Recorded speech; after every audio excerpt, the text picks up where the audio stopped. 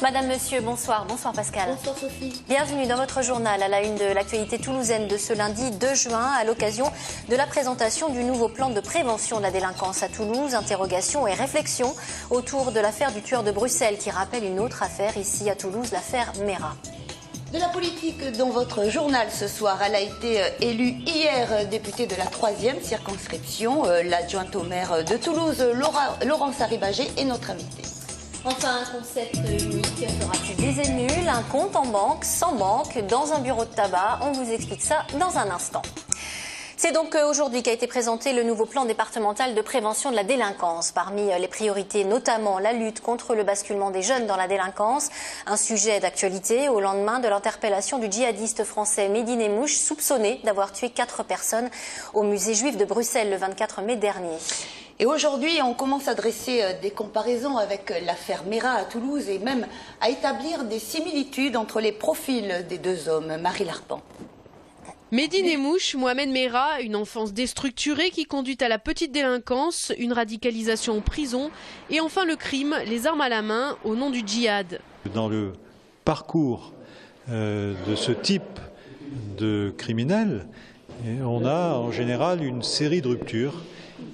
Rupture familiale, rupture scolaire très souvent, rupture avec la loi, avec des actes de délinquance, de droit commun, et finalement une rupture avec la société qui peut conduire à tous les excès. Je pense que ce sont des moutons noirs, sans père, sans repère et sans idéologie. Ils mangent la haine à la petite cuillère, ils veulent avoir un brevet de respectabilité. Ils pratiquent le crime, il faut les qualifier de criminels et non pas de délinquants. Ils essaient d'exploiter négativement leur islam, parce que l'islam n'est pour rien dans cette histoire. Comme Mohamed Mera, Mehdi Nemmouche a voulu immortaliser son massacre, mais sa caméra n'a pas fonctionné. Les deux hommes ont tué avec des armes à feu, notamment des armes de guerre. Alors ces armes elles viennent de plusieurs endroits différents, des zones de combat, mais aussi de tous ces pays de l'Est qui avaient un armement qui était très important et qui a diminué. Et donc avec des mafias, des réseaux organisés qui font circuler ces armes parce qu'il y a des gros enjeux financiers. Mohamed Mera était parti au Pakistan et en Afghanistan. Mehdi Nemmouche, lui, est allé en Syrie. Il y a aussi d'autres pays, au Mali, au Niger, où on retrouve ces actes et ces terres de combat. Donc on peut avoir des gens qui proviennent aussi de ce terrain-là. Mais la Syrie, par sa proximité avec la Turquie, où on prend un avion de Toulouse et on se retrouve en Turquie, permet facilement à ces jeunes de partir faire la guerre. La Syrie, ce n'est qu'un alibi. S'il n'y a pas la Syrie, il y aura toujours autre chose. Donc moi je ne pense pas, mais je pense que seuls, ils ne peuvent en aucun cas s'aventurer. Moi, je pense qu'ils sont aidés. Si la menace djihadiste est établie, se pose désormais la question des réseaux de recruteurs et de combattants. Il y a des réseaux. Nous devons lutter contre ces réseaux. Il n'y a pas de toile d'araignée, parce que vous voyez bien que dans ces pays, il y a aussi beaucoup de groupes qui sont combattants, mais qui se combattent entre eux. Donc il y a une forte concurrence. Non, c'est des groupes disparates en fonction d'obédiences religieuses qui sont différentes, en fonction d'obédiences politiques qui sont concurrentes. Mera, Nemmouche, tous les deux nés en France et de nationalité française. Le système juridique d'un état de droit représenterait-il la limite de la lutte contre le terrorisme ? Pas parce que quelqu'un est connu des services de police ou quelqu'un est connu de la justice qu'on peut exercer toute la vie des surveillants sur ces personnes. Grâce au ciel, nous avons cet état de droit et c'est le Parlement de notre pays qui fixe les règles. Donc les règles peuvent évoluer, mais c'est à la souveraineté nationale de le dire. Donc la norme de droit s'impose à nous tous. C'est une nécessité, c'est un grand avantage que nous avons. Elle est évolutive. Difficile de discerner l'instant clé où un délinquant multirécidiviste bascule dans le terrorisme. C'est pourquoi chacun des acteurs insiste sur l'importance de la prévention. Allez, on ouvre une page politique à présent. Elle est devenue hier la nouvelle députée de la 3e circonscription à Toulouse. La candidate UMP Laurence Harribagé a été élue avec 62,09% des suffrages face au candidat PS Laurent Méric qui a recueilli pour sa part 37,91% des voix. Une élection sur fond d'abstention record. Seuls 29% des électeurs se sont déplacés aux urnes hier. Bonsoir Laurence Harribagé. Bonsoir. C'est pire que ce que vous craigniez en termes de participation hier ? Non, très sincèrement, généralement, une élection législative partielle n'attire pas les foules. Les électeurs s'étaient déjà déplacés 4 fois en très peu de temps. Et je crois que là, c'était un petit peu l'overdose électorale. C'était un week-end férié aussi? C'était un week-end, c'était le pont de l'Ascension, donc un long week-end. Donc je me doutais effectivement que la participation ne serait pas au rendez-vous. Alors vous êtes dorénavant députée, vous êtes également adjointe au maire, en charge des sports et des loisirs, conseillère régionale. Est-ce que tout cela est compatible? On sait qu'il y a une loi qui a été votée de non-cumul des mandats. Vous allez faire un choix? Si oui, lequel? Oui, j'ai prévu d'abandonner mon mandat de conseillère régionale et de rester adjointe au sport à la mairie de Toulouse. C'est compatible avec un mandat de député? Oui, c'est compatible jusqu'en 2017 avec un mandat de député, tout à fait. Comment est-ce que vous allez vous organiser? Écoutez, je crois que déjà un ancrage local, un mandat local, c'est quelque chose, c'est un plus pour un député, à mon sens. Je pense que je suis au contact du monde associatif, des bénévoles, des sportifs. Et je crois que cet ancrage vraiment local dans la réalité n'est pas du tout incompatible avec le mandat de parlementaire. Et au contraire, il va vous servir sans doute. Comment vous allez justement fonctionner d'un point de vue pratique entre les déplacements à l'Assemblée nationale, entre aussi les dossiers que vous aurez à gérer au plan local? Bon, écoute, au niveau de la logistique donc, et de mon emploi du temps, je pense que je serai à Paris les mardis et mercredis, comme l'était Jean-Louis Moudinque. Nous sommes dans l'opposition à l'Assemblée, donc je pense que mardi, mercredi, ça me paraît assez cohérent. Le jeudi, je pense que je passerai ma journée à la mairie, parce que j'ai pas mal de demandes de rendez-vous en tant qu'adjointe au sport. Et le vendredi, a priori, un petit peu à la mairie, et puis une partie à la permanence parlementaire pour recevoir les habitants de la circonscription et même au-delà. Des journées bien chargées, journées bien chargées. Et le week-end des représentations, beaucoup de représentations, à la fois sur les terrains et à la fois sur le terrain de la 3e circonscription, quand on m'invitera, quand les maires... Et l'Assemblée nationale, c'est dès demain? Alors oui, ma rentrée scolaire, c'est demain matin, avec une réunion du groupe UMP dès 11h. Et puis les questions au gouvernement demain après-midi à partir de 15h. Donc c'est effectivement demain que ça va se passer. C'est une entrée en politique, en tout cas dans l'Assemblée nationale, un peu particulière en ce moment. Il y a des remous politiques, notamment dans les deux partis, dans le gouvernement, à l'UMP. Voilà, comment vous le vivez? Comment vous appréhendez ceci?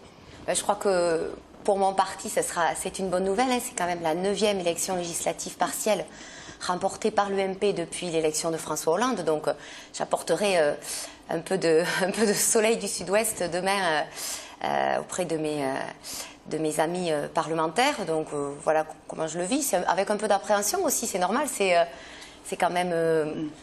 C'est tout nouveau pour moi, mais bon, j'étais quand même la suppléante de Jean-Louis Moudinque, je l'ai vu fonctionner et j'espère que je serai une députée comme il a pu l'être. Quels sont justement, Laurence Harribagé, les grands dossiers qui vous tiennent à cœur, sur lesquels vous dites que vous avez envie de vous investir à l'Assemblée?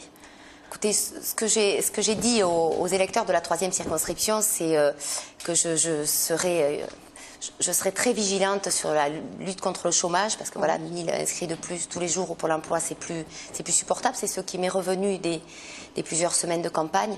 La fiscalité, bien évidemment, la sécurité, voilà, des thèmes majeurs qui préoccupent les Français aujourd'hui. Et puis il y a la loi sur la famille dont on discute aussi beaucoup actuellement. Alors on va profiter de votre présence, du fait aussi de votre fonction à la mairie de Toulouse en tant qu'adjointe au sport.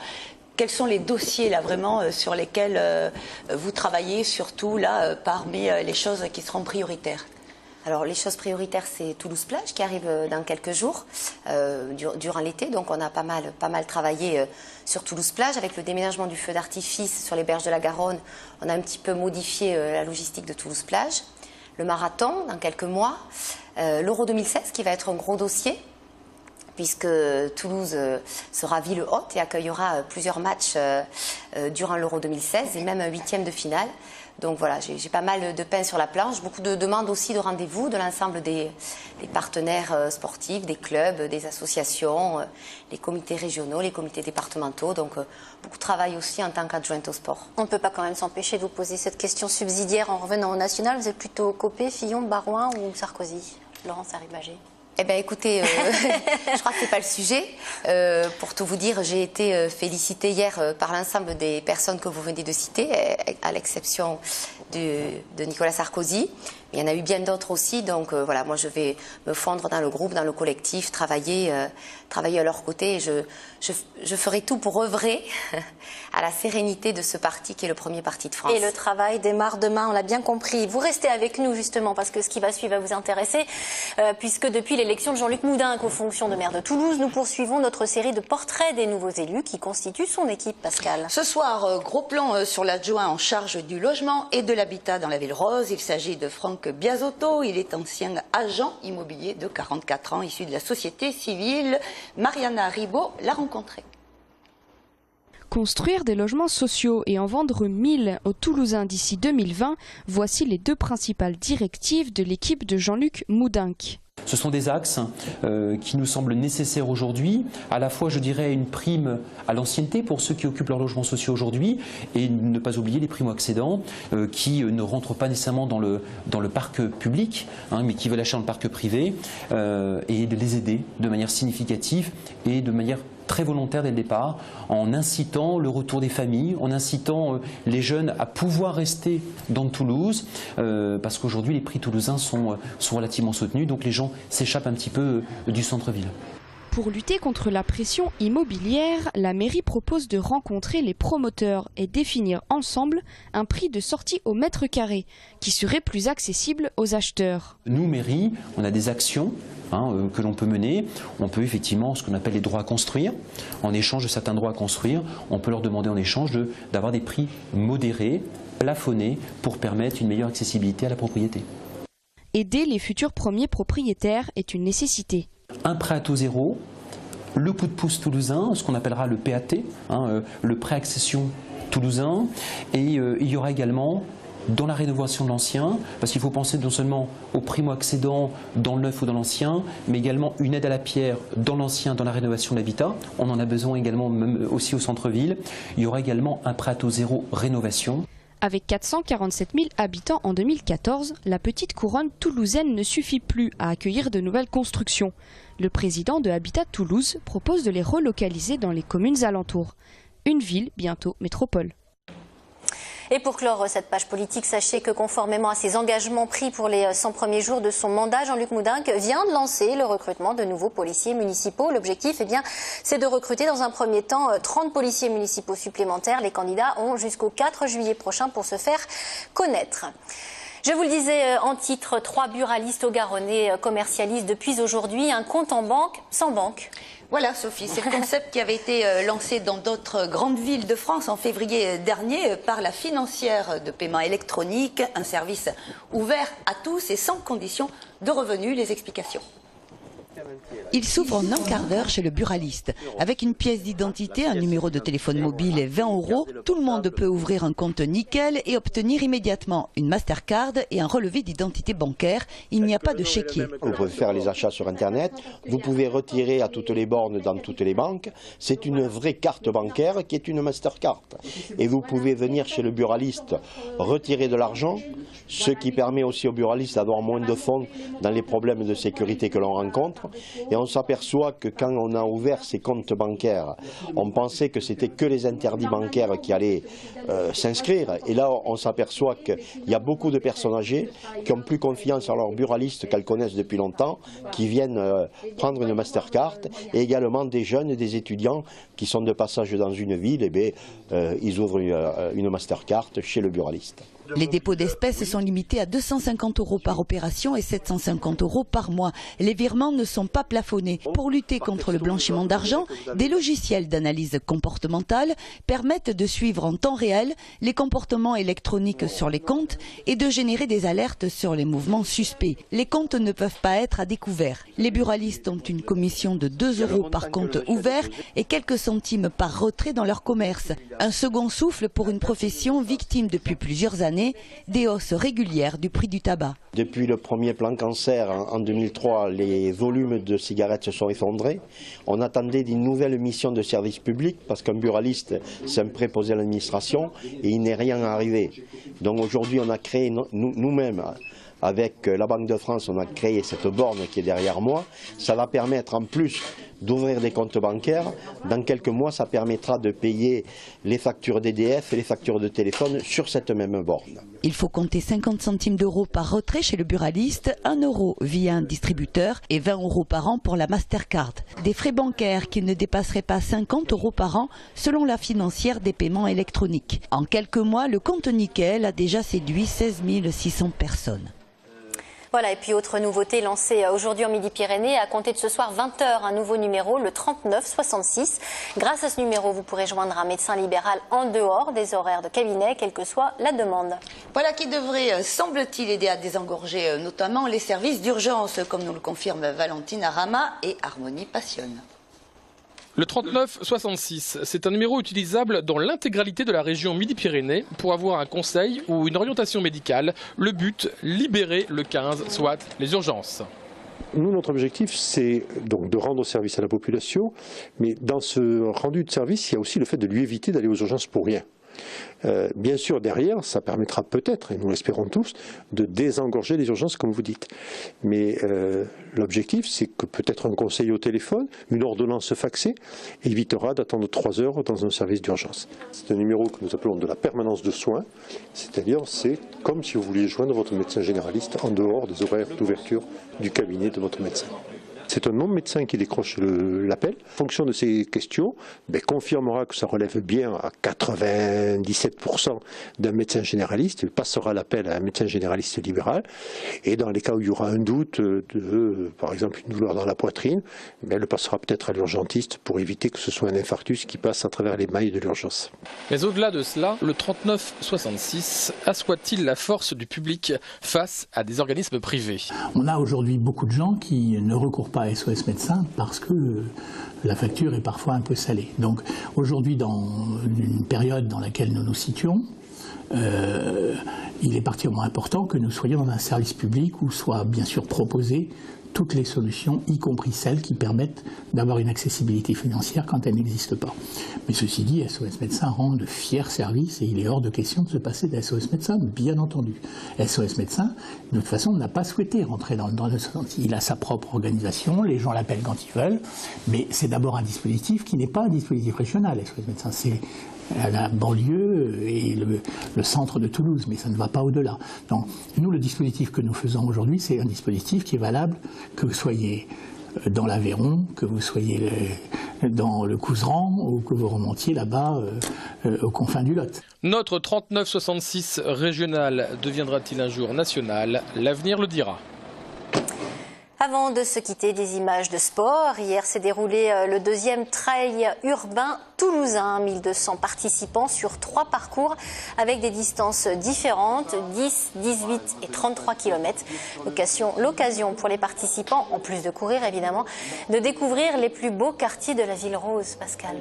Comme votre t-shirt. Ah oui, joli t-shirt. On se départ et arrive à la prairie des filtres sous le soleil, comme nous le montrent ces images tournées par Samuel Prieur. On écoute le parrain de cette 2e édition du trail urbain toulousain, Pierre-Laurent Viguier. C'est très sympa, je trouve, ce concept-là de visiter la ville au travers d'une épreuve. Ce qui permet aux gens qui ne connaissent pas forcément ou qui connaissent Toulouse mais pas les petites ruelles de pouvoir voir où ils pourront passer par la suite pour s'entraîner. Il y a, je sais, le 10, le 18, il y a beaucoup de virages, beaucoup de relances à faire, ça sera un beau parcours. Vous n'avez pas pu le courir ce trail urbain cette année, Laurence. Vous étiez un petit peu occupée. Merci en tout cas d'avoir accepté notre invitation. Merci Pascal de m'avoir accompagné. Fin de cette édition. Merci à vous de l'avoir suivi. Prochain rendez-vous avec l'info toulousaine demain, même endroit, même heure. Excellente soirée.